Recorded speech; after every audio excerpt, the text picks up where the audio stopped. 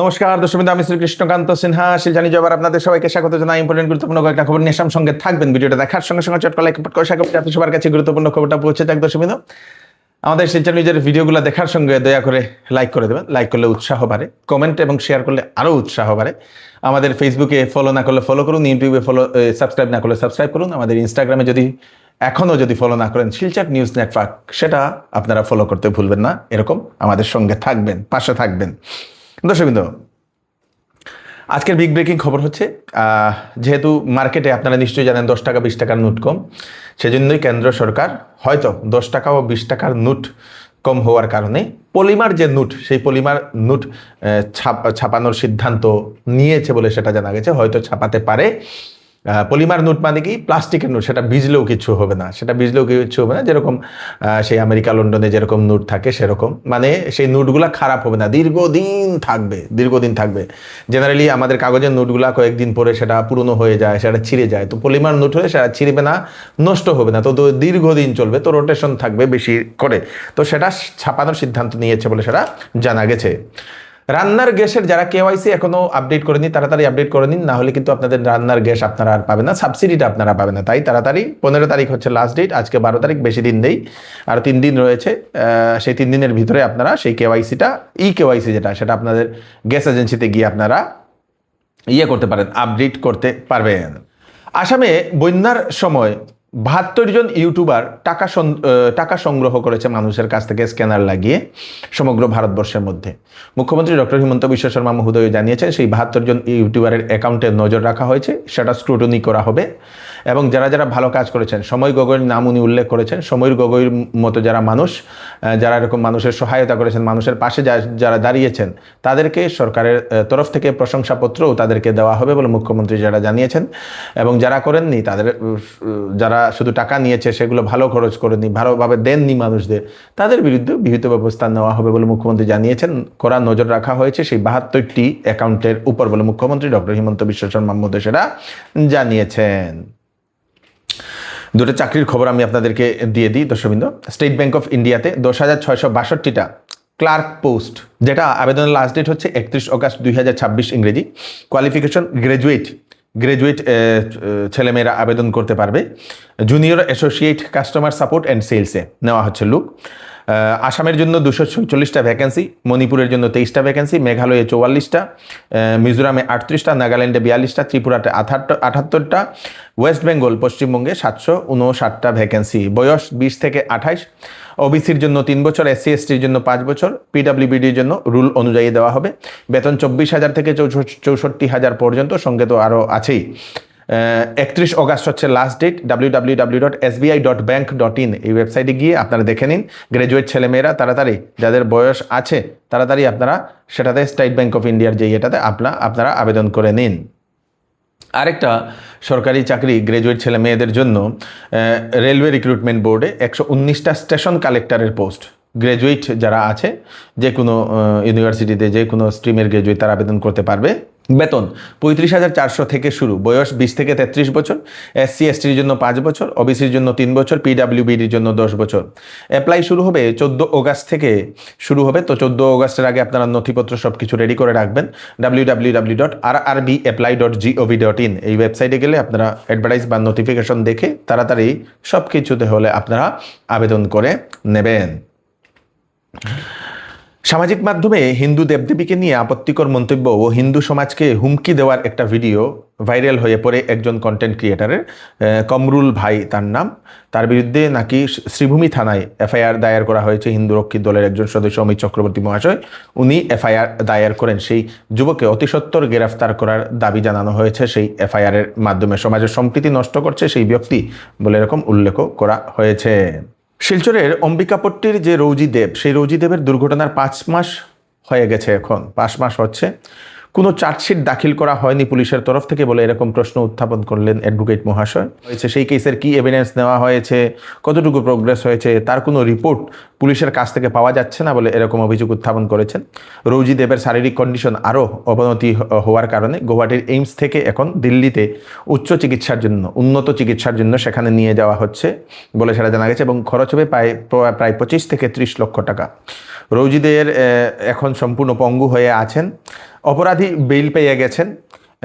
তাই সেই রোজি দেবের পরিবারের লোকেরা, বাবা যিনি সেই দিলীপ দেব এবং পরিবারের জেঠু সহ অন্যান্য পরিবারের লোকেরা, অ্যাডভোকেটের টিম সবাই সাক্ষাৎ করেন। তার কেসের কি প্রোগ্রেস হয়েছে সব কিছু ওনারা জানতে চেয়েছেন। সেই কেসটা হয়তো শেষ হলে রোজি দেবের পরিবারের কাছে কিছু টাকা হয়তো পাবে। সেই টাকা পেলে হয়তো রোজি দেবের চিকিৎসার জন্য সাহায্য হবে। প্রশাসনকে তার ব্যাপারে একটু তাড়াতাড়ি সেটা ব্যবস্থা করা দরকার। সদ্য এমবিএ পাশ করেছিল রোজি দেব এবং একটা চাকরিতেও নাকি ঢুকেছে বলে সেটা জানা গেছে। ঢুকতেই সেই রোজি দেবের সঙ্গে এই খুব করুণ একটা দুর্ঘটনা। চৌধুরী টেক্সটাইলে এইবার online competition big bumper sale চলছে। এন্ড অফ সিজন সেল সেটাতে একটা কিনলে 20% ডিসকাউন্ট, দুইটা কিনলে 30% ডিসকাউন্ট, তিনটা কিনলে 40% ডিসকাউন্ট। ক্লিয়ারেন্স সেলে 60% পর্যন্ত দেওয়া হচ্ছে ছাড়।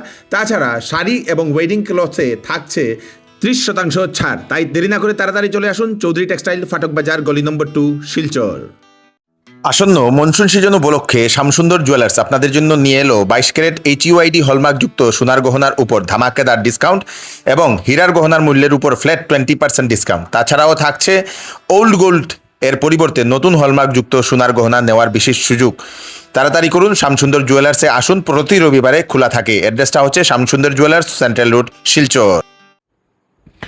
এক তরুণী গৃহবধূকে গাড়িতে বলপূর্বক উঠিয়ে নিয়ে গিয়ে গণধর্ষণ করা হয়েছে। তারপরে স্বামীর কাছে নাকি 10 লক্ষ টাকার মুক্তিপণ চেয়ে হুমকি অভিযুক্তের বলে এরকম একটা খবর আসে। ধর্ষণের পর যে সময় টাকা হয়তো পায়নি, সেই গৃহবধূর কাছের যে সোনা গয়না সব কিছু খুলে নিয়ে গৃহবধূকে নির্জন একটি স্থানে ছেড়ে দেয়। তার জন্য নাকি ত্রিপুরার পূর্ব আগরতলার মহিলা থানায় মামলা করা হয়েছে। সেই মহিলা গিয়ে FIR করেছেন বলে সেটা জানা গেছে। গৃহবধূ জানিয়েছে অভিযুক্তরা সাদা রঙের একটি গাড়িতে এসেছিল, কাউকে উনি চিনতে পারেনি। পুলিশ ঘটনার FIR পাওয়ার সঙ্গে সঙ্গে এখন সেই তদন্ত শুরু করে দিয়েছে। ঘটনাটি আগরতলার কলেজ টিলায় গতকালকে রাত্রিবেলা গতকালকে সেই বিকাল নাগাদ সেই ঘটনাটি ঘটেছিল বলে সেটা জানা গেছে। শ্রীভূমের সেই এনিগমা ক্যাফে অ্যান্ড রিসোর্ট আবার বিতর্কে। সেখান থেকে রাত্রিবেলা এক যুবক যুবতীকে এক কোঠা থেকে উদ্ধার করেছেন স্থানীয় জনতারা হঠাৎ করে অভিযান চালিয়ে সেই কোঠা থেকে সেই যুবক যুবতীকে উদ্ধার করে এবং সেই রুমের ভিতরে আপত্তিকর সামগ্রীও পাওয়া গেছে বলে সেটা জানা গেছে। দর্শকবৃন্দ, স্থানীয়রা বহুদিন ধরে অভিযোগ উত্থাপন করে এসেছিল সেই রিসোর্টে এরকম অনৈতিক কার্য চলে আসছিল বলে। পরে সেই যুবক যুবতীকে আটকিয়ে পুলিশকে খবর দেয়। পুলিশ ঘটনাস্থলে পৌঁছে সেই যুবক যুবতীকে নিয়ে গেছে। এখন স্থানীয়রা সেই রিসোর্টকে সিল করে দেওয়ার জন্য ওনারা দাবি উত্থাপন করেছেন।